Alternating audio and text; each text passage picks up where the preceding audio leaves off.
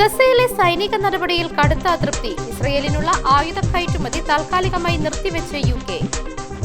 ബ്രിട്ടനിൽ അടച്ചുപൂട്ടിയത് ആയിരക്കണക്കിന് ബാങ്കുകൾ. നേട്ടം കൊയ്ത് പോസ്റ്റ് ഓഫീസ് ബ്രാഞ്ചുകൾ. ക്രൂരതയുടെ ഓർമ്മയ്ക്ക് നിത്യനിദ്ര. ജർമ്മനി രണ്ടാം ലോകയുദ്ധത്തിൽ വധിച്ചവർക്ക് പോളണ്ടിൽ ഔദ്യോഗിക സംസ്കാരം. ഇസ്രായേൽ ബന്ദ്, ഹമാസിനുള്ള പിന്തുണ പ്രഖ്യാപനമെന്ന് Netanyahu. Chinese ambassador Bangladesh Jamaat Islami നേതാക്കളെ കണ്ടു. ചർച്ചയിൽ റോഹിംഗ്യൻ വിഷയവും.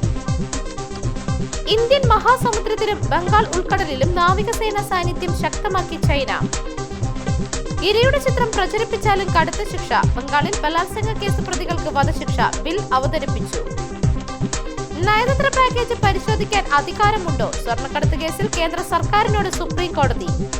മഴ കനത്താൽ ചൂരൽമലയിൽ വീണ്ടും ഉരുൾപൊട്ടലുണ്ടാകാം. അവശിഷ്ടങ്ങൾ വൻ ഭീഷണിയാകും. മുന്നറിയിപ്പുമായി ഐസർ പഠനം.